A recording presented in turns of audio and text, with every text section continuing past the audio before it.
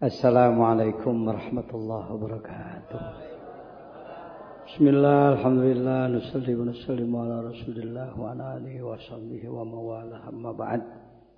Ilahi anta maqsudi wa ridhaka matlubi, atini mahabbataka wa ma'rifatak. Hadratul Syekh pangarsa Abah yang kita hormati, kita taati, al-mukarramin para wakil talqin bil khusus al-mukarram, pembimbing saya Kang Raka Kiai Haji Abdul Ghaus Saifullah Al-Maslud, Kiai Haji Soleh, Kiai Haji Toras, Kiai Haji Pak Fauzun, Pak Izin, dan seluruh ikhwan akhwat.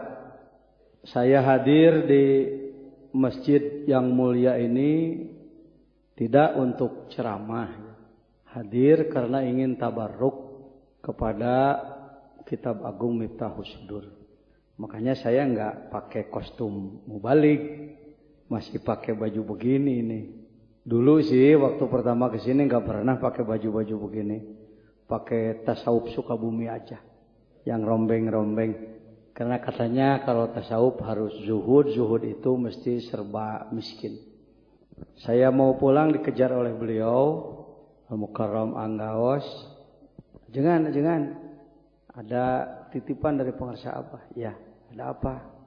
Kata pengarsa Abah, bajunya enggak usah tasawuf. Maka pulang ke Sukabumi saya langsung masuk toko sandang, langsung memotong bahan 1 setel jas dan 2 setel safari. Dan ternyata di situ Karomah pengarsa Abah sudah menyiapkan seorang pemborong yang akan membayarkan. Bahkan dia katakan, tambah lagi Kiai. Masya Allah. Baik hadirin, bersyukurlah bahwa kita pada bulan yang lalu telah sama-sama melaksanakan khidmah manakiban di Masjid Kebanggaan Indonesia, yaitu di Istiqlal.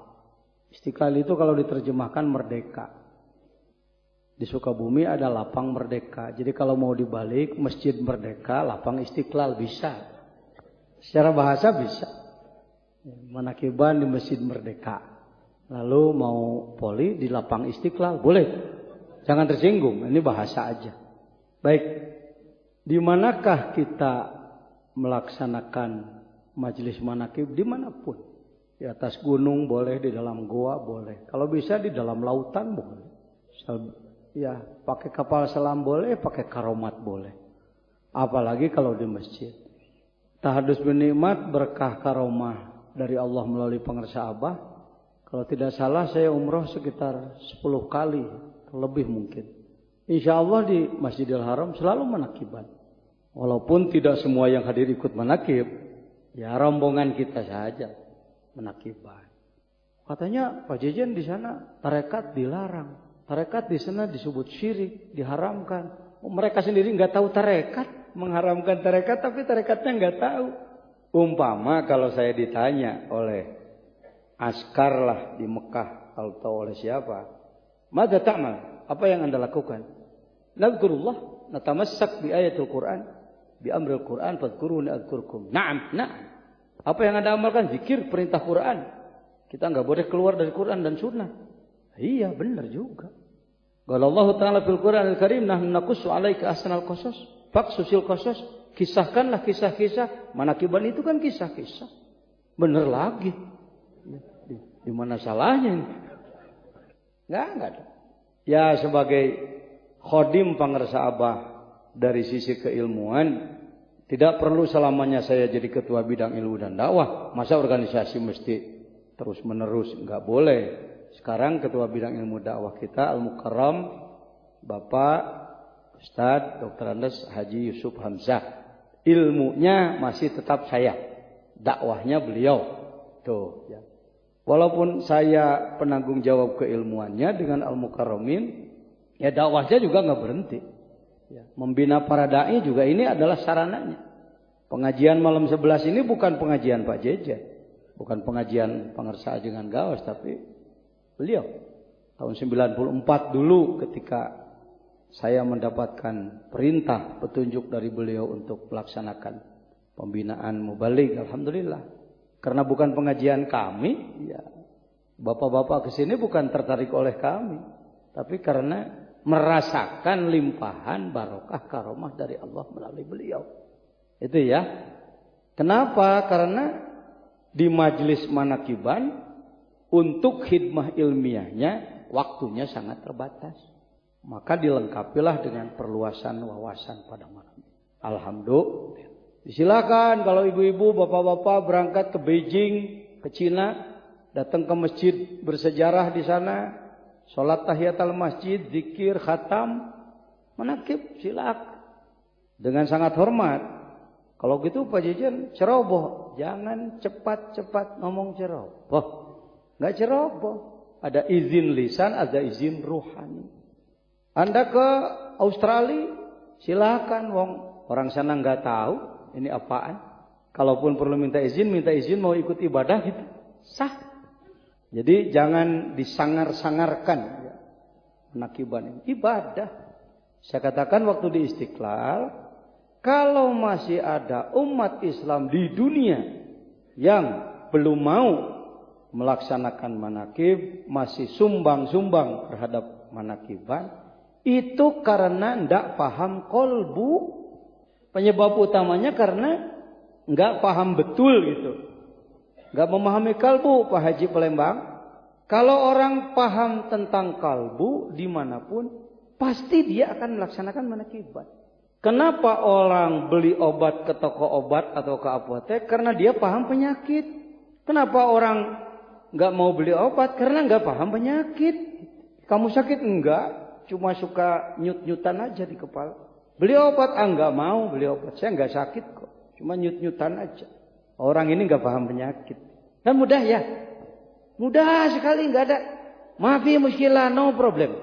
Bagi saya memahami dunia ini, memahami ilmu Islam di dunia, di negara manapun, mudah saja memahaminya. Kalau di satu negara, satu daerah, masih ada orang yang mempergunjingkan soal manakiban, pasti penyebabnya adalah karena tidak paham betul tentang kalbu. Berani saya bicara pasti itu. Wong dunia ini kebanyakan memahaminya bahwa kalbu itu daging hati. Dalam bahasa Inggris kalbu diterjemahkannya heart apa liver. Tuh si berijib aja the bijis. Oh my heart, won't believe that you alone. Mulai di masjid bisa dibereskan. Nanti fitnah lagi, jangan jajan nyanyi di masjid. Kalau baca sholawat pakai lagu nggak apa-apa, tapi kalau ngomong hati pakai lagu salah lagi. Heart, bukan daging hati. Kalbu adalah dimensi abstrak dalam diri manusia. Tidak ada fisiknya kalbu itu. Kalaupun Rasulullah bersabda, ala inna fi jasadibni adam lamudghah. Idza saluhat saluhal jasadu kulluh wa idza fasadat fasadal jasadu kulluh ala wahyal qalbu. Sahih hadisnya sahih. Ada dalam Arba'in An-Nawawiyah, ada dalam Bukhari dan lain-lain. Terjemahnya, wahai manusia, ketahuilah bahwa dalam diri kamu sekalian ada segumpal daging. Kalau dia baik maka semua jasad ikut baik. Kalau semua buruk maka semua jasad ikut buruk. Artinya kalau dia tidak baik maka amalan sekujur badan jadi ikut nggak baik. Dialah kalbu, memberi kesan si daging kental itulah kalbu. Awal-awal Rasul mensabdakan mudghah, lalu diakhiri dengan kalbu. Saya ulang, dalam dirimu, dalam diri manusia ada segumpal daging. Dia baik, sekujur badan baik. Dia buruk, sekujur badan buruk. Itulah kalbu. Dengan cepat dipahami bahwa kalbu itu daging kental itu. Inilah pemahaman dunia 99,9%. Ulama yang profesor, yang doktor, yang santrinya ribuan, yang hafal Quran 30 juzuk. Hafal, paham hadis Bukhari 7.000 hadis, yang kitabnya berlemari-lemari, yang sudah selesai kuliah sampai S3 di dunia ini, yang memberikan penjelasan kepada umat memberikan sajian dalam seminar-seminar nasional, internasional atau daerah, hampir rata-rata memahami bahwa kalbu itu apa? Daging hati itu. Kalbu teh hati teh. Sok sing tarik heula ngomong. Kalbu teh hati teh. Sanggup sampai sahur nih? Kodok istilah pengersaan. Kodok.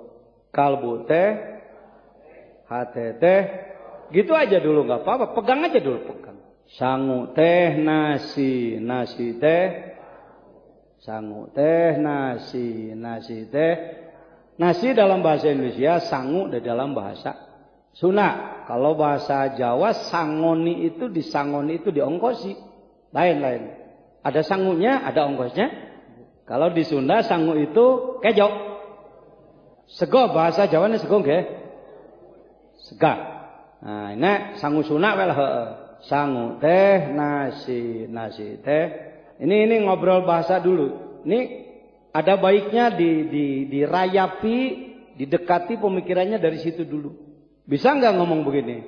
Bapak-bapak silahkan makan nasi, tapi sangunya nggak boleh. Salah nggak ngomong begitu? Salah nggak? Kok nggak berani nyebut salah sih? Kalau nggak berani nyebut salah, Anda tidak akan tahu benarnya. Salah nggak? Boleh makan nasi, tapi tidak boleh. Sedangkan sangu itu liur. Itu namanya taroduf. Kalimat beda, makna sama. Sekarang kita masuk kepada kalbu dengan hati. Kebanyakan ulama mubalik, dosen, guru, ustadz di dunia memahami kalbu dengan hati itu seperti sangu dengan nasi. Terjemahnya adalah seperti begitu. Kalbu itu, hati itu. Silakan. Anda tidak akan disalahkan. Kalau Anda menulis dalam paper Anda, dalam skripsi, untuk S1, dalam tesis untuk S2, dalam disertasi untuk S3, Anda mengatakan kalbu itu adalah hati. Insya Allah Anda tidak akan disalahkan oleh profesor penguji. Karena profesornya sendiri nggak tahu. Bagaimana menyalahkan? Oh nggak tahu. Kalau kita menerjemahkan fi qulubihim, di dalam hati-hati mereka. Nggak ada yang menyalahkan, wong Quran terjemahnya begitu. Karena yang menerjemahkan juga nggak tahu.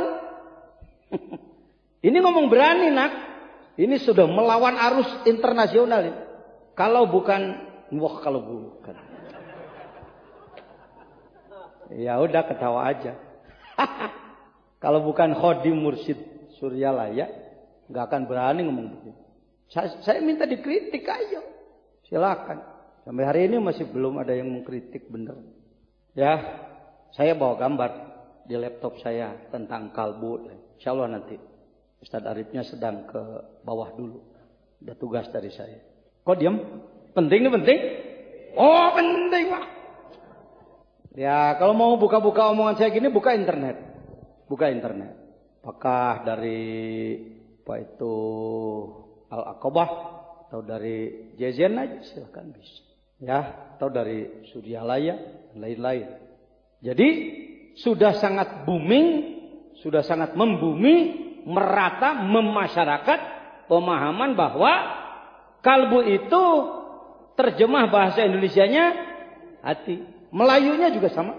Kalau Anda ke Melayu, ke Malaysia atau ke wilayah Sumatera, Riau, Kalimantan, kalbu itu, hati itu, ini salah satu penyebab orang jadi nggak senang manakib.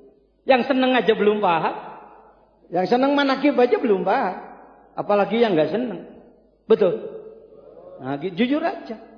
Kok Pak Jajan bisa paham? Tenang aja. Karena punya guru mursyid. Apa pernah baca buku? Enggak. Ya. Kalbu diterjemahkan menjadi hati. Maka seperti nasi, sangu, kejo. Sangu teh. Nasi teh. Kalbu teh. Hati teh. Silakan, pegang dulu itu, pegang dulu. Jangan lepas dulu. Alhamdulillah, sudah dapat ilmu. Idul Fitri, alhamdulillah masyarakat kita saking gembiranya bisa melaksanakan tugas Ramadan, saumnya, tarawihnya, tadarusnya, qiyamul lail dan lain sebagainya. Maka ketika datang Idul Fitri, ya ada syukuran. Ini bahasa husnudzon ini. Karena kita sudah menjadi muridnya pengersa Abah, belajar arif dalam berbahasa. Bahasa suudzonnya saya punya juga. Salah satu kekeliruan kita ketika Idul Fitri bukannya menangis, malah kita poya-poya. Itu bahasa. Begitu bisa ngomong, begitu bisa. Ya, tapi saya sekarang sedang pakai bahasa husnudzon. Saking apa? Tuh, mana mah husnudzon? Henteu sudah henteu. Saking gembiranya dapat melaksanakan ibadah bulan Ramadan yang wajib maupun yang sunat, maka ketika datang Idul Fitri, apa itu? Syukuran dengan membuat masakan yang banyak. Sayur-sayur banyak. Antara lain sambal goreng ati.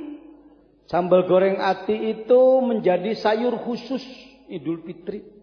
Bahkan biasanya membuatnya itu enggak pakai estimasi, enggak pakai perhitungan pas. Selalu lebih. Dan mengingat wala tubadzir tabdzira, kalau memubadirkan itu saudara setan, maka sayurnya enggak dibuang. Diangetin lagi. Sampai hitam semua. Kentang hitam, pete hitam, daging hitam, semua itulah yang disebutkan di Sukabumi bebeyek. Sebagian menyebutnya belek ketek, sebagian menyebutnya golendrang. Dongdo, ada lagi bahasa Ciamis dongdo, tambah ilmu saya. Bebeyek itu sudah jadi seni itu. Oh, nikmatnya 2-3 hari setelah Idul Fitri kita pakai uli digoreng. Ini juga beda dengan orang Parung. Kalau orang Parung Bogor, kalau uli itu temennya dengan tape ketan. Kalau orang Sukabumi, uli dengan itu sayur yang sudah tidak berstatus. Ya ini apa nyebutnya? Makanya jangan heran rumah sakit di Sukabumi kalau selesai Idul Fitri pasiennya penuh dengan muntaber. Ya, karena memang uli ketan panasnya tinggi plus sayur yang tidak berstatus tadi panas, sama-sama panas bermain dalam perut, maka hasilnya adalah muntaber. Waduh, Pak Jejen kan ini di shot kok omong begitu. Oh enggak apa-apa, ini fakta. Sebaiknya dipelajari oleh Anda, bisa jadi tesis tuh. Enak Pak, ilmu ini semuanya, kejadian ini bisa dijadikan ilmu. Tinggal kemampuan mengemas saja. Menurut penelitian. Sambal goreng apa itu? Hati. Karena yang dibikin sambal gorengnya kan dagingnya tidak sembarangan, tapi daging apa? Daging hati. Kalau tadi kita kental sekali menyebutkan kalbu itu, hati-hati itu, berarti bisa disebut ibu sedang membuat sambal goreng kalbu. Pernah ngomong begitu enggak? Berani enggak? Enggak. Oh enggak ya? Enggak berani mengatakan sambal goreng kalbu, enggak berani. Kenapa enggak berani? Kenapa diketawain? Salah. Salah apa enggak? Salah. Katanya tadi kalbu itu, hati-hati itu. Berarti sayur hati adalah sayur kalbu. Goreng hati adalah goreng kalbu. Sambal goreng hati adalah sambal goreng kalbu. Tapi Anda tidak berani mengatakan membuat sambal goreng. Artinya ragu-ragu. Artinya enggak panceg. Artinya enggak konstruktif. Artinya duga-duga. Barangkali kalbu itu hati. Barangkali. Oh kan? Jadi enggak. Berdiri saya. Oh begitu. Ini dunia sedang enggak saklek ini. Di negara manapun rata-rata menerjemahkan kalbu itu hati kepada bahasanya masing-masing. Ya kita ngomong Melayu aja lah. Indonesia, Malaysia, Singapura, Brunei, sebagian Thailand, sebagian Filipina menerjemahkan bahwa kalbu itu dari situlah startnya. Sehingga beranggapan bahwa kalbu itu padahal buktinya orang bikin sambal goreng hati nggak berani mengatakan sambal goreng kalbu. Sama aja dengan otak dan akal, sama. Saya udah beberapa kali membicarakan ini, tapi nggak bosan saya lah ngomong. Salah seorang sahib saya yang pernah jadi menteri koperasi, gak usah saya sebut namanya, ikut menakiban di sini. Kalau tidak salah yang dibaca mankobahnya oleh Pak Kiai Mustafa adalah mankobah merebut nyawa. Syekh Abdul Qadir merebut nyawa dari Israel. Ya nyubit saya. Yai, itu nggak masuk akal itu. Iya, saudara. Itu gimana itu? Jangan jelaskan sekarang. Ini sedang hikmat nanti. Ya nanti. Jangan lupa ya nanti. Penasaran dia. Selesai pengajian masuk ke ruang atas. Karena beliau berada di ruang atas, beliau cari saya, mana Pak Jajan mana? Saya. Duduk. Iyo boleh. Gitu gimana yang tadi itu? Itu nggak masuk akal itu. Banyak sih. Saya sebut mankobah kaget. Mankobah kaget itu antara lain menghidupkan yang mati, ya, menghidupkan lagi orang yang kecebur di laut sudah hancur jadi orang lagi, ayam yang tinggal tulang belulang jadi ayam lagi. Bapak-bapak pengen bisa begitu? Wah nanti bikin ayam terus. Nanti praktek begitu. Praktek bikin ayam dari tulang belulang. Nggak usah ngejar-ngejar gituan lah. Ya. Alhamdulillah kemarin baru selesai. Sekaligus saya bersyukur. Setiap bulan Ramadan saya berkhidmat. Pengajian pasaran disebutnya. Pengajian cepat. Menyelesaikan satu kitab. Dalam 5 hari selesai Al-Hikam. 5 hari. Silakan para ikhwan kalau merasa perlu diprogramkan setiap bulan Ramadan. Silakan datang ke Sukabumi. Konsumsi sekedarnya beras lauk pauk dan tempat kami sediakan. Itu dari Nahdliyin, dari mana-mana banyak yang ikut. Syukur-syukur kalau dari para ikhwan akhwat. Supaya belajar tarekatnya disertai dengan pengetahuan. Selesai 5 hari selesai. 292 hikmah. Makanya suara saya agak begini. Karena dari ba'da tarawih sampai sahur. Sampai jam 2. Ngaji terus. Dari jam 9 pagi sampai setengah 6. Istirahat sholat aja. Nah, itu Al-Hikam. Mohon maaf kalau tidak diumumkan dari kemarinnya. Andaikan diumumkan barangkali ada yang mau ikut. Alhamdulillah komentar dari para ulama. Banyak yang ngomong. Baru saya dengan hikam seperti begini. Biasanya orang kalau ngaji hikam anti dunia. Meninggalkan jabatan. Meninggalkan usaha. Tinggalkan dunia. 292 hikmah yang saya baca. Tidak ada satupun hikmah. Hikmah itu kata mutiara. Yang meremehkan dunia tidak ada. Jadi saya sekarang berkesimpulan.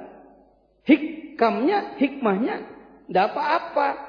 Yang suka berpemikiran begitu sang pembahasnya.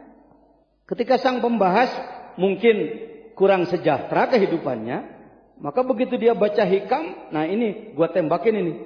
Tembakin ke sana, tembakin ke sini. Tidak ada. Bahkan hikam justru cerdas. Hikam adalah bisa dipedomani untuk sebuah negara agar maju. Begitu. Itu setelah ajengan jajan dibimbing oleh pengersa abah. Ya. Kenapa? Karena dulu saya paham hikam ilmu. Tasawufnya tasawuf ilmi, tasawuf filsafat, tasawuf pengetahuan.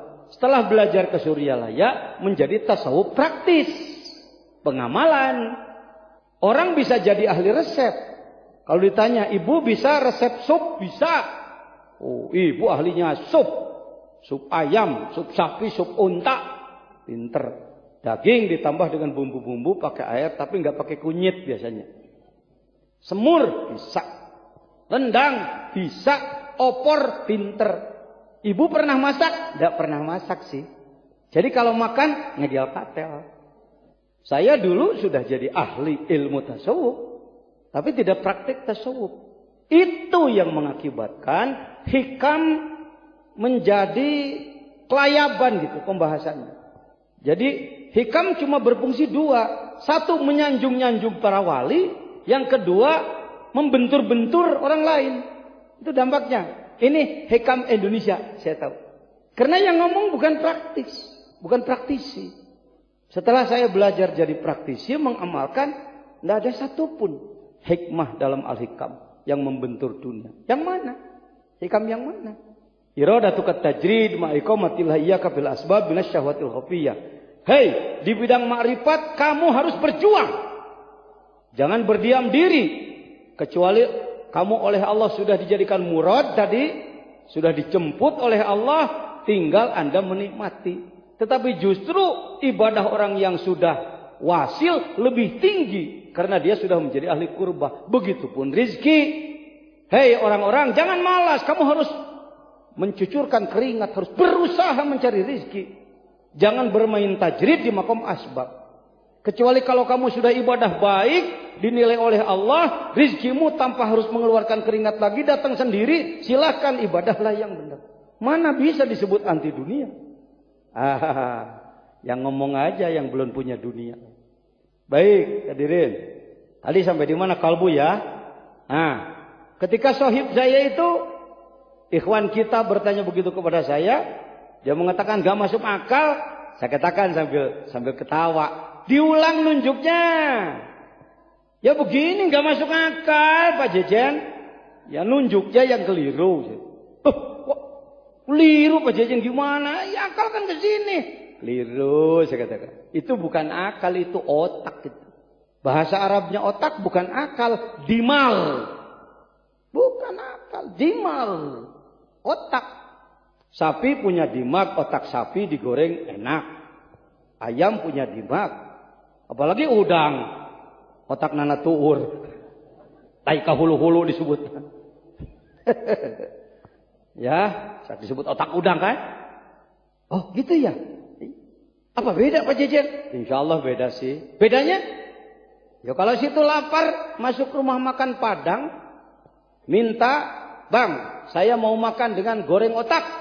Aduh, coba minta goreng akal.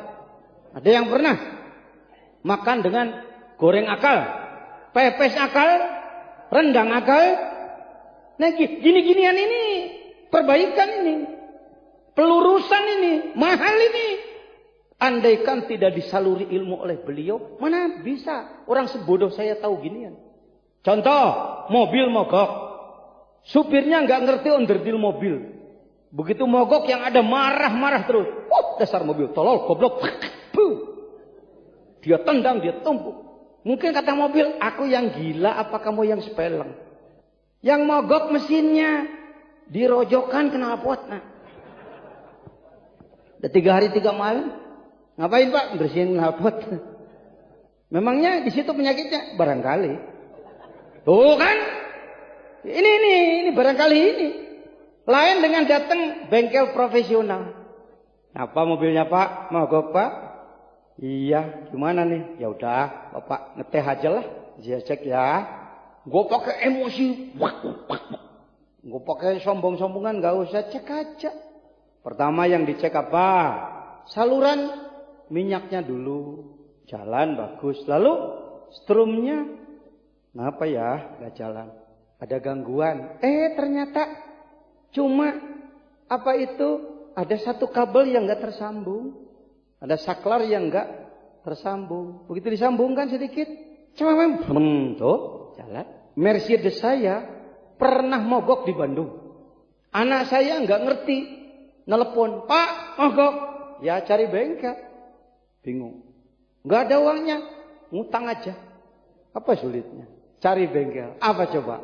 Naon teh, ada teh. Yang bulat sikringnya putus, maka untuk hidup lagi cuma dibantu dengan kertas rokok yang ada timahnya itu, bungkus etik Mercedes baby band mogok, lalu hidupnya dengan kertas bekas rokok.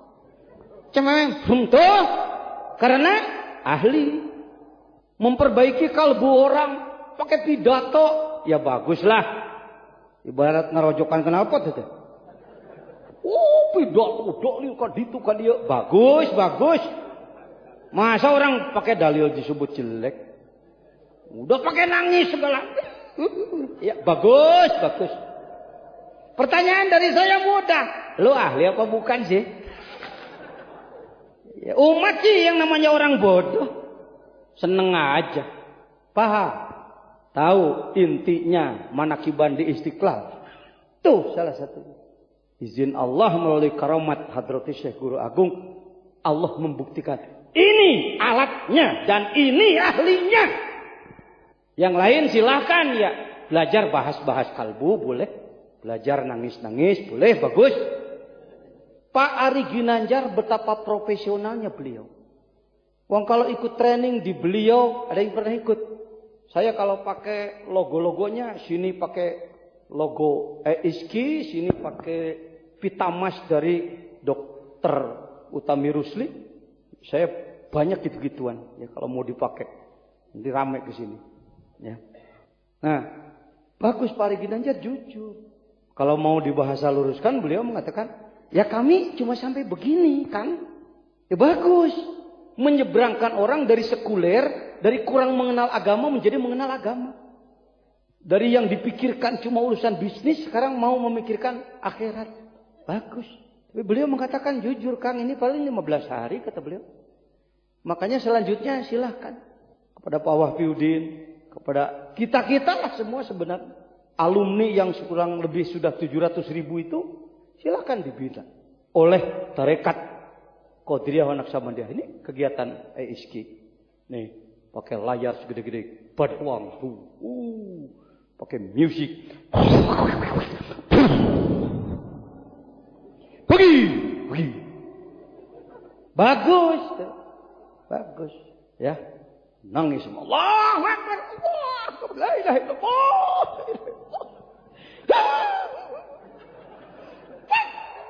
Bagus. Ayo umat ini garap keroyok oleh yang ahli ini, yang ahli ini. Ayo. Tapi sebaiknya semuanya jujur bahwa kami ini pengantar. Untuk perbaikan sebenarnya serahkan kepada, kan enak ya. Ini nggak kultus ini, ngomong ilmu ini. Wong kalbu saja tadi masih keliru paham.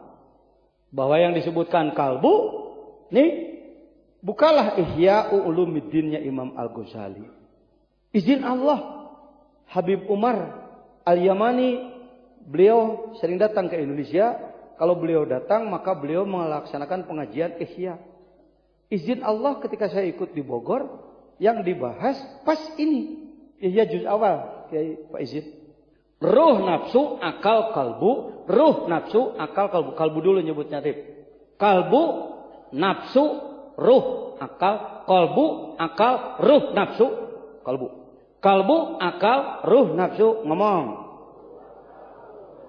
Kalbu, akal, ruh, nafsu. 4 kalimat maknanya sama. 4 kalimat maknanya sama. Kalau Bapak mengatakan, enggak begitu Pak Jajan, ahlian mana kamu dengan Imam Ghazali? Ngukur diri. Kata Imam Ghazali di dalam Ihya-nya, beliau ya ahli ilmu kalam, ya ahli ilmu filsafat, ya ahli ilmu hikmat, ya ahli ilmu fikih, ya ahli tafsir, ya ahli hadis, ya ahli tasawuf. Di dalam Ihya-nya menyatakan kalbu, akal, ruh, nafsu. 4 kalimat maknanya sama. Itu juga. Kita seling kental Indonesia menyebutkan kalbu adalah daging hati. Akal adalah otak, ruh adalah nyawa, nafsu adalah marah. Kan? Begitu amatir. Sadar Anda. Indonesia itu di situ pemahamannya. Kalau orang marah, nafsu lah sok nafsu tuh. Maka kesimpulannya nafsu jelek, kan? Nafsu itu jelek, nafsu itu jelek. Tapi kalau Anda mau makan, nggak enak makan, disebutnya nggak nafsu makan, maka cari obat untuk nafsu makan. Kurang nafsu makan, beli jamu nafsu makan. Artinya perlu apa? Perlu nafsu liar tuh. Di satu pihak nafsu digoreng, di lain pihak kurang nafsu. Malam Jumat diajaki oleh istrinya halal. Pak, malam Jumat nafsu. Kurang nafsu beli jamu. Tangkur ramuan Madura. Normal ngomong begini enggak porno. Wong kamu juga produk itu. Yang penting halal. Itu. Kurang nafsu beli jamu. Nafsu. Jadi nafsu penting. Kurang nafsu sholat beli jamu. Air mancur enggak bikin, sido muncul enggak bikin, yang ada di Suryalaya. La ilaha. Tuh. Ayo, mau kemana? Saya aja yang ketua umum Majelis Ulama ke sini untuk bidang itu khususnya, ya. Nafsu itu dipahaminya terlalu dangkal. Indonesia ini memahami kalimat keagamaan mungkin karena didesak keperluan terlalu cepat ngomong. Fitnah, coba. Saya mendengar. Fitnah baik apa jelek? Baik apa jelek fitnah itu? Membahayakan apa enggak? Besar dosanya apa enggak? Lebih besar daripada yang kenceng kalau ngomong lebih besar daripada. Nah, keliru kamu. Enak kalau ngomongnya udah kenceng lalu sebut keliru, gitu. Karena di Indonesia memahami fitnah adalah menuduh. Ayatnya jelas, al fitnatu asyaddu minal qatli. 3 orang anak lagi pada main gundu kah atau main apa ya, utik disebutnya. Pokoknya main congklak umpamanya, 3 orang. Tercium bau kentut. Kata yang satu, modal sih ya. Karena bau. Lalu dia ngomong, modal. Lu kentut ya? Fitnah. Al fitnah tu asyaddu minal qatl. Coba bawa ke sidang ilmu S1 aja dulu. Judulnya adalah tentang fitnah. Dengan dalil al fitnah tu asyaddu minal qatli. Penelitiannya tentang kentut anak. Jadi di situ disimpulkan bahwa menuduh kentut lebih besar daripada membunuh. Loh, Anda ketawa, kenapa ketawa? Mentertawakan hukum yang saya keluarkan. Padahal berdasarkan Al-Quran. Qurannya benar, yang keliru pemahamannya. Itulah Indonesia. Untung ada anak bodoh ini. Ngabing-bing itu. Kenapa saya cium tangan terus pada beliau? Ya, saya memandang beliau adalah kepanjangan tangan pengersa Abah bagi saya. Pengersa Aang, pengersa Uwa, Akeh, dan lain-lain. Oh, kok diem? Al-fitnah itu asyadu. Buka tafsirnya. Antara lain, memperjuangkan agama. Mendapatkan fitnah itu ujian. Fitnah itu ujian, cobaan. Seperti Bilal. Ia harus dicambuk, ia harus terlentangkan di atas pasir panas, ditindih dengan batu besar, dicambuk terus menerus. Asyaddu minal qatli. Dari satu sisi itu lebih berat daripada orang yang langsung terbunuh. Bahkan al-fitnatu asyaddu minal qatli, asyirku, menduakan Tuhan, itu dosanya lebih besar daripada membunuh. Kalau diurai ada syirik jali, nyata-nyata mempertuhan selain Allah, ada syirik khafi. Di dalam kalbu ada penyakit, sama aja lebih besar daripada membunuh. Kalau mau ditarik pakai ilmu tasawuf. Nih yang harusnya. Asyaddu minal qatli. Indonesia. Menuduh itu bahasa Arabnya bukan fitnah, nak. Qadbah. Maka dalam fikih disebut haddul qadab. Ponis-ponis hukum bagi orang yang menuduh. Qadbah namanya. Tapi nggak populer qadbah di kita. Ya, nambah lagi syirik di kita. Syirik adalah iri. Ditambah dengan iklan Pepsodent, ketika si putri memegang sikat gigi diambil oleh yang putra, syirik. Makin kuat lagi orang memahami bahwa iri itu syirik. Masya Allah, iri itu bahasa Arabnya hasad, bukan hasud. Hasadun, ya, itu iri. Kalau syirik itu menduakan Tuhan. Musyrik itu. Syirik itu masdar daripada syaraka. Sedangkan isyrok adalah asyraka. Tuh coba pakai ilmu. Penting ilmu? Penting. Jangan sebut belajar tarekat. Gak usah belajar ilmu. Untuk apa ada hikmah ilmiah? Ditilulah pangersa Abah itu luar biasanya di situ. Ayo belajar pengamalan. Tapi bimbing dengan ilmu. Ya, bimbing dengan ilmu. Jangan lepas dari ilmu. Kalbu, akal, ruh, nafsu.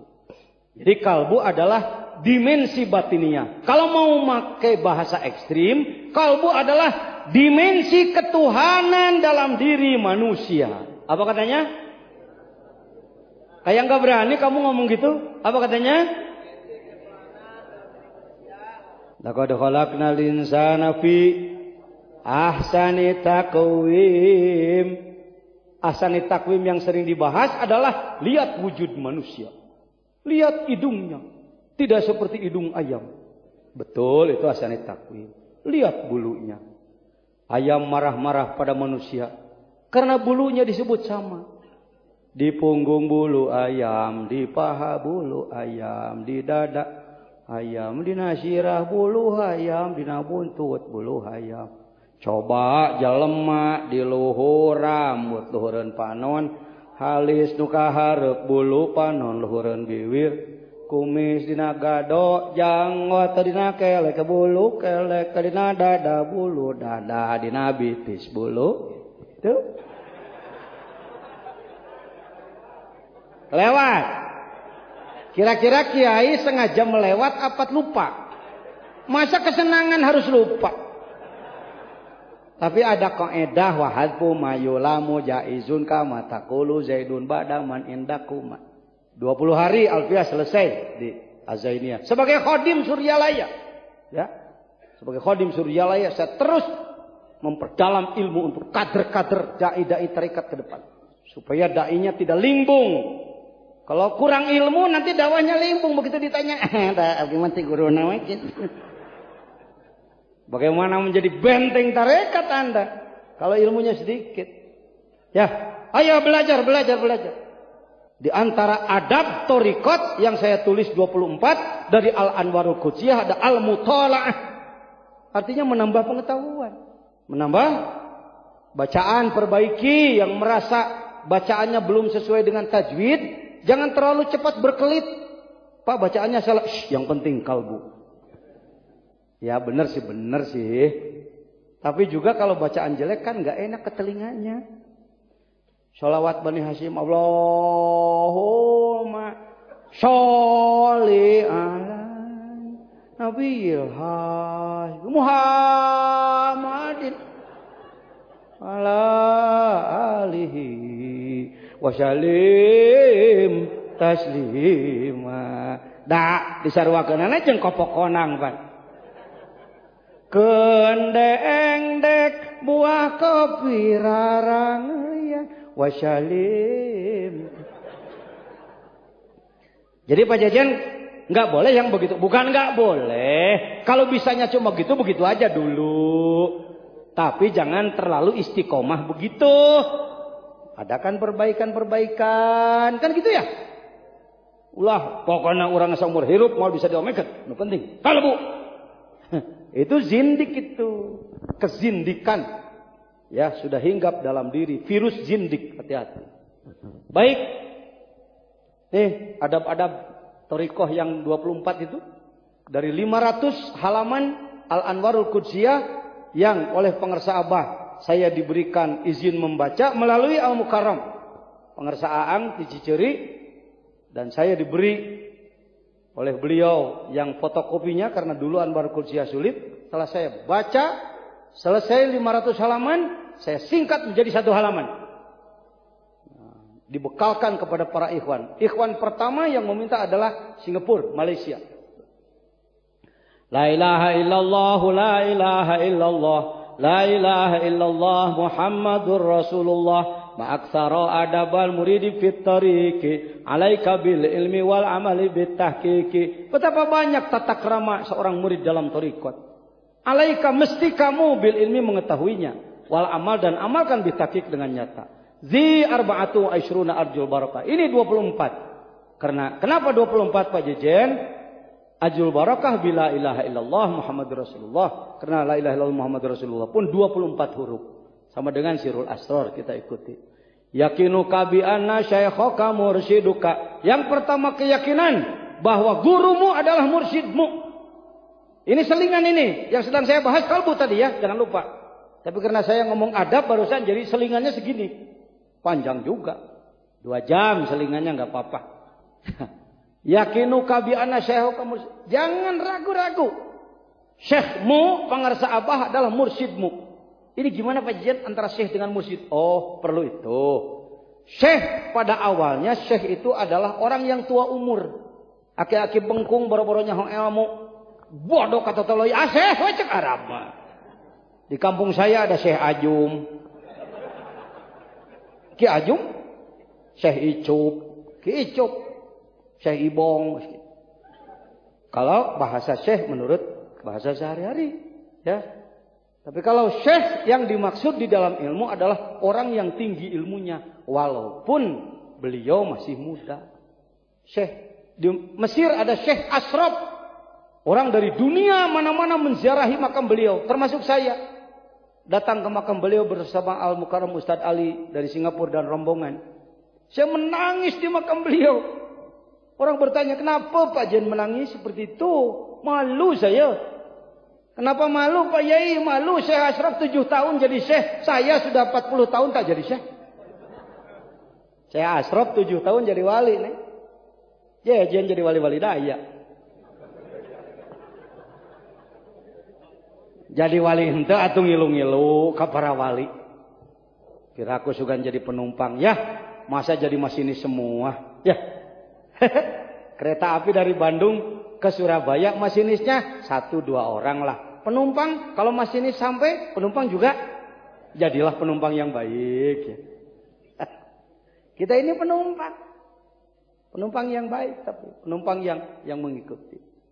Nah, mursyid yang dimaksud dalam tasawuf adalah orang yang sudah melaksanakan perjalanan menuju Allah dan dia sudah sampai dan diberi izin oleh Allah untuk membawa ruh orang lain kepada Allah.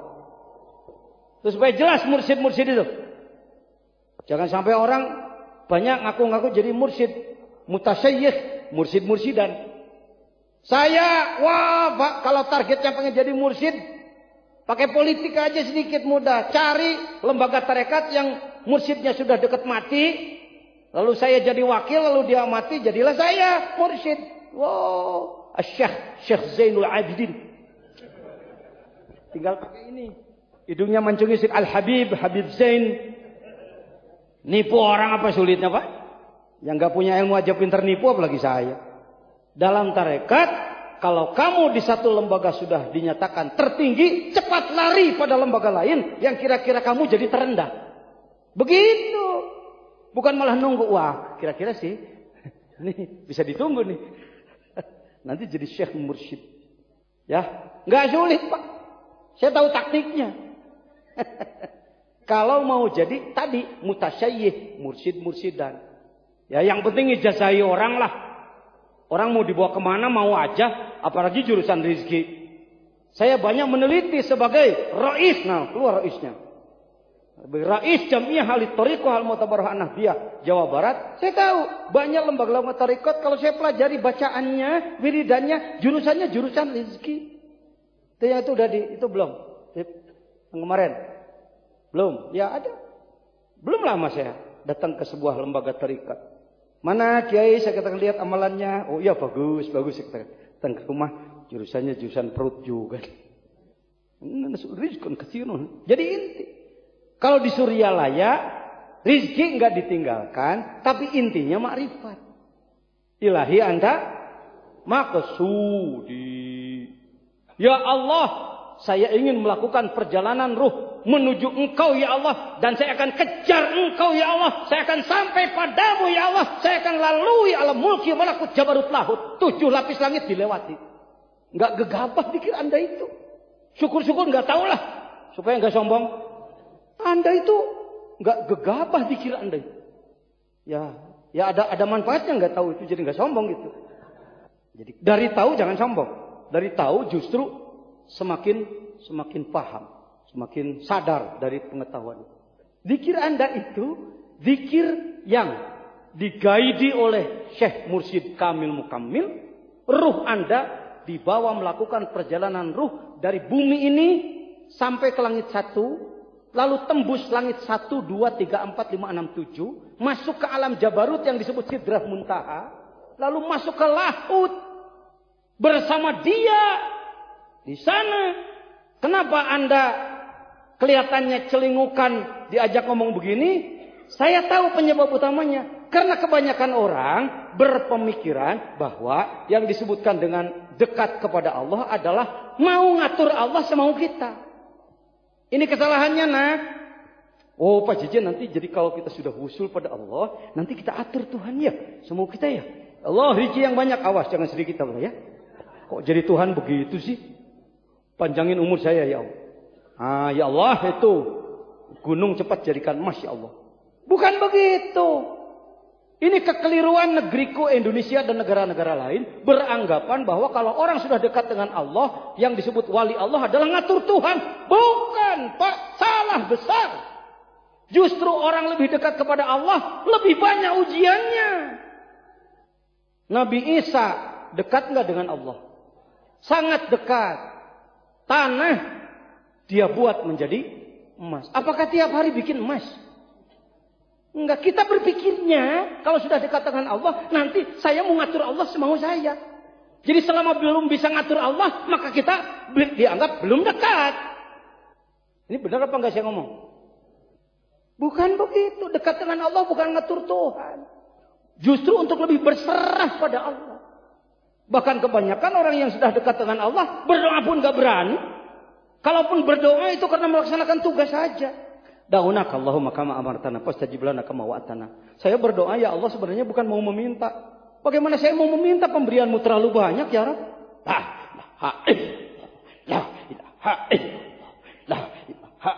Ya Allah, nikmatmu terlalu banyak pada saya ya Rabbi. Malu saya oleh Engkau ya Allah. Mata dengan melihatnya berapa miliar harganya ya Rabbi. Telinga dengan mendengarnya berapa miliar. Lidah dengan rasanya berapa miliar. Hidung dengan penciumannya berapa miliar. Matahari menyinari kalau saya sewa berapa miliar ya Allah. Terlalu banyak nikmat yang Kau berikan pada saya. Malu ya Allah, malu. La ilaha illallah. Dah gitu zikir. Ya Allah, kok saya masih begini terus ya Rabbi? Gimana sih Allah ini? Saya kan punya mursyid ya Allah. Masa sih begitu? Jangan begitu mental kamu. Ngetawain siapa lo? Ngetawain lo? Ke Suryalaya bukan itu, Nak. Bukan. Bukan cari gitu-gituan. Ada yang setelah belajar zikir rizkinya jadi banyak, silakan diuji dengan banyak rizki. Ada yang sudah belajar pikir bertahun-tahun biasa aja jadi tukang mikul, jadi pemulung, ya di situ aja nggak apa-apa. Jangan karena belajar pikir bosan juga ya udah 10 tahun belajar pikir. Kok warung saya gini-gini aja? Nggak ukuran gitu-gituan. Kalau Anda mengukur zikir tarekat arahnya ke situ, namanya Anda menjatuhkan keagungan thariqah. Hati-hati ya. Jadi dekat dengan Allah bukan mau ngatur Allah. Yang suka ngatur Tuhan itu Firaun. Jadi boleh Anda disebut anak buahnya Firaun. Mau pasrah. Mau? Enggak usah dibicarakan. Sebenarnya. Kalau pohon diurus, buah datang sendiri. Orang kebanyakan ngejar buah, enggak ngurus pohon. Ngejar buah berkah, pohon takwa enggak diurus. Ngejar buah berkah, takwa enggak diurus. Hasilnya buah-buahan. Anda ngejar buah pisang, tanggal pisang enggak diurus, hasilnya pisang-pisangan. Kuning luar biasa. Oh, menarik sekali. Dan 6 bulan di lemari enggak busuk-busuk. Begitu diambil kok lembek plastik. Di dalamnya kecoa. Cucunguk, nah itu Indonesia teh beberkahan. Datang ngurus takwanya henteu. Sautak-sautik yang di kuliah nih kual. Selalu menjual ibadah pada Allah. Didikan pengarsa Abah itu mendidik ikhlas. Tapi beliau mendidiknya enggak muluk-muluk, enggak banyak main dalil-dalil. Ya sudah dalil 1, 2 cukuplah menjadi pedoman. Amalkan. Paham ya? Di sini mahanya Suryalaya, Nak. Mohon maaf, saya di bidang gitu-gituan udah disebutin dari dulu, udah jadi gurunya. Wah, orang datang dari mana-mana minta doa. Teneraku bedok, minta kawadukan, minta doa. Tu panasku, minta doa yang berizki, minta doa yang melek awewe. Wah, ya. Udah lewat gitu-gituan. Jadi di Suryalaya ini mengamalkan zikrullah ibarat orang nyangkul aja. Belut keluar sendiri. Kalau keluar ambil aja. Silakan manfaat, enggak keluar ya enggak apa-apa, enggak nyari itu. Paham? Ada di antara hadirin yang sudah belajar zikir lama tapi usahanya gitu-gitu aja ada? Alhamdulillah. Begitu ngomong nali. Sanaya karasana itu zikir. Bukan jurusan ke situ. Ada di antaranya yang belajar zikir dulu sebelum belajar zikir Anda kaya, sekarang jadi sederhana? Ada? Ada, saya tahu orangnya. Ya. Alhamdulillah. Urusan rezeki. Ada aturannya, usaha cing bener.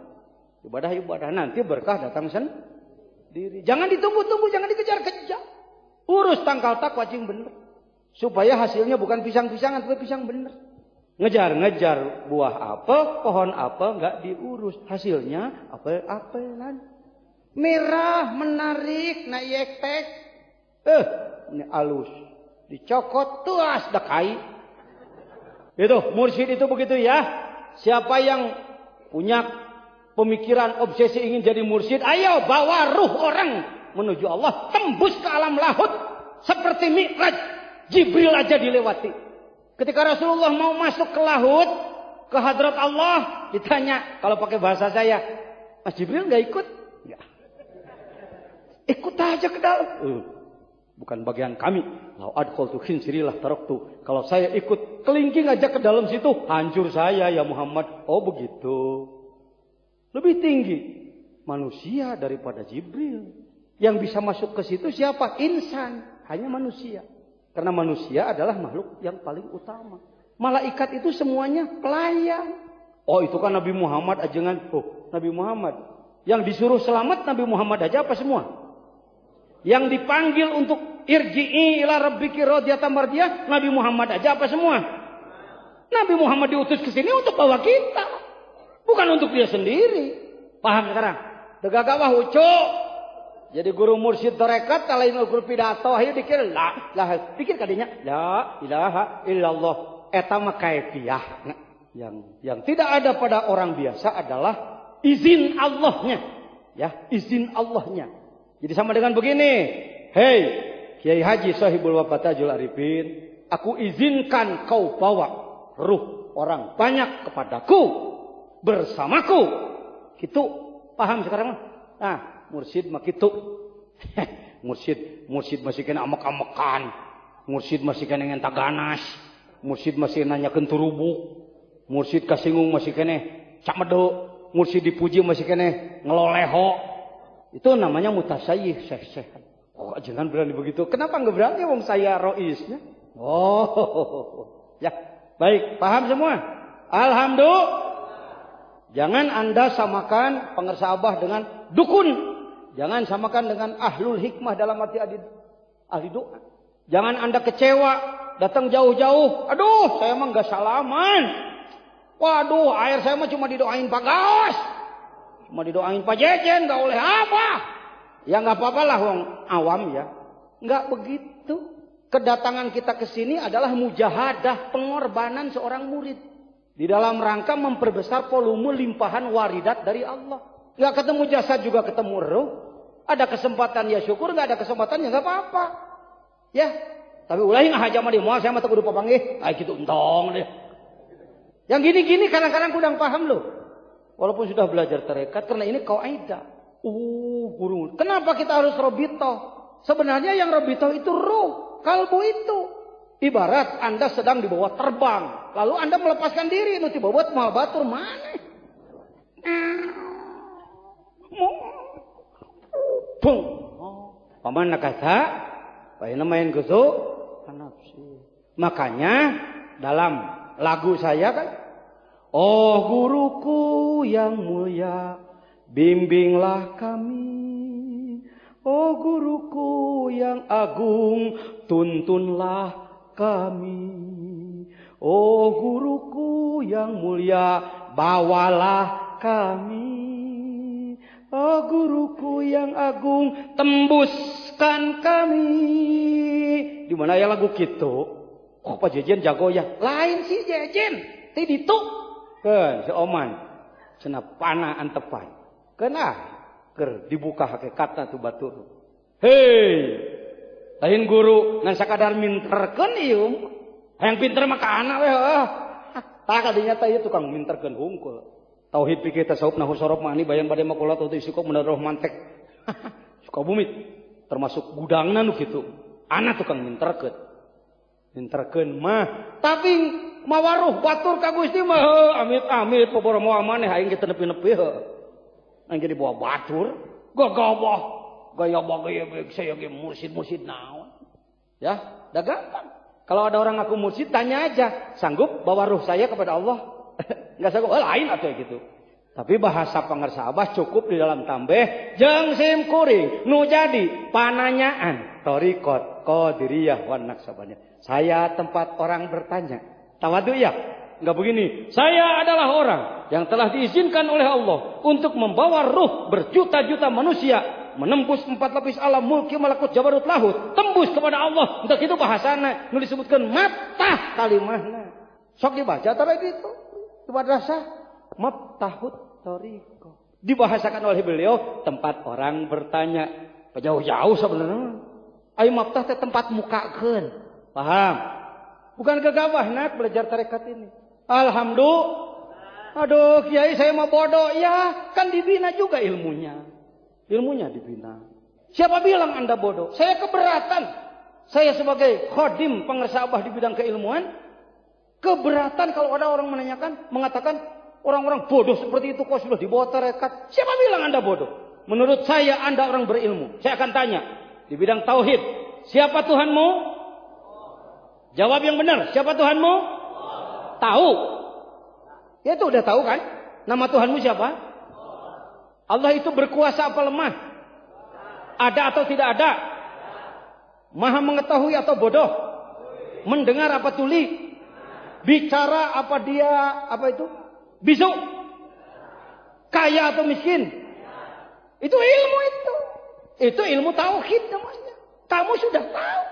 Ayo disebut bodoh-bodoh. Sana nyebut bodoh. Saya tahu dibalik mengatakan bodoh itu menginjak orang supaya dia tetap dianggap lebih tinggi daripada kamu. Ada unsur penipuan, saya tahu itu. Saya Syuriah Nahdlatul Ulama, Pak. Ya. Saya pembina utama saya. Tuh, sok barijil jabatan saya. Bukan untuk apa-apa, bukan untuk disanjung, tapi berhentilah membodohi orang. Ini orang-orang berkat. Saya tanya bidang fikih sekarang. Wudu pakai air atau pakai pasir? Yang pertama dibasuh wajibnya muka atau kaki. Kalau kamu membasuh kaki sampai paha apa sampai lewat mata kaki? Kalau tangan lewat pergelangan atau lewat sikut? Ilmu apa bukan itu? Ilmu apa itu? Siapa bilang kamu bodoh fikih? Ya kalau suruh baca kitabnya nggak bisa. Ya kalau suruh baca kitab sih kalau nggak nyantren mana bisa. Tapi tidak berarti orang tidak bisa baca kitab dianggap tidak berpengetahuan. Banyak orang yang bisa praktek masak nggak pernah baca resep. Betul? Ai mana? Sia ko ai. Bohongan eta nu nitahna. Sigana we teh nyariosot teh da. Urang ge teu manehna anu kitu. Hei, hadirin. Alhamdulillah. Bidang tasawuf. Anda ahli ilmu tasawuf bukan? Bahkan helanan. Terlalu lama Anda disebut bodoh di bidang tasawuf. Saya sekarang akan bicara tasawuf kepada saudara. Apakah dalam hati kita ada kebencian? Ada malas? Ada dendam? Ada serakah? Hilangkan apa jangan? Itu yang tasawuf itu. Ngomong begitu itu tasawuf itu. Oh, gini, abdi teh pinter. Cuma kamu terlalu lama dipermainkan oleh orang supaya terus jadi pengikut orang. Pokoknya siapa di tukang yang saya ulah ngaliwatan aing. Berdoa saja harus nunggu ustad. Sampai makanan basi ustad datang tetulus yang ngadua. Mohon maaf, menghormati ulamanya saya setuju. Tapi kalau ada unsur seperti itu, seakan-akan orang disimpan di belakang seumur-umur. Dalam tarekat nggak begitu. Pangersa Abah memberikan, nih alatnya, tuh begini caranya. Bang siang ngapung ke Allah itu bar sararea. Dibiarkan kita terbang ruhnya semua pada Allah. Beliau tersenyum kadang menangis. Gitu terus. Lain dituna di tukang seumur-umur. Yung sia laliwatan aing laliwatan. Kalau beliau mengatakan, "Jen, lamun aya nu hayang talkin gancangan bikeun, penting jadi wali mah heula manehna daripada urang." Kan begitu ya pangarsa? Lain urang kudu di panggeulan wakil talkin mun itu menang kalengkahan. Naon? Ya kan darah ka Allah. Saya sering mendapatkan telepon dari kawan-kawan. "Jangan abdi ngalaman anu." Alhamdulillah. Padahal dia mendapatkan talkinnya dari pengersa Abah melalui saya. Saya sendiri belum mengalami yang begitu-begitu. Dia sudah, syukur alhamdulillah. Nah tarekat mah bukan partai politik tarekat. Ya, bukan organisasi. Organisasi seperti itu yang ada sikut-sikutan di dalamnya. Siapa yang saling pintar nyikuti orang lain, dia yang jatuh. Siapa yang paling pintar menjelekkan orang lain, dia yang jatuh. Ini tarekat, Pak, bukan dunia biasa. Oh, jadi lila ya oke. Saya hokamur, sudah paham enak mursyid teh. Sudah punya mursyid Anda? Siapa mursyid Anda? Pangarsa apa? Anu, Kiai Haji Ahmad Sohibul Wafa. Waliullah. Apa katanya? Ragu-ragu? Coba sebut. Banyak wali bukan mursyid. Setiap mursyid pasti wali. Kalau mursyid kamil mukamil. Ini rumus ini. Ini rumus ilmunya begitu. Banyak wali bukan mursyid. Seperti Nabi dulu. Nabi diberi wahyu tapi tidak diperintahkan bawa orang. Kita wali biasa. Tapi banyak Nabi yang jadi Rasul. Selain dia diberi wahyu, dia diperintahkan bawa orang.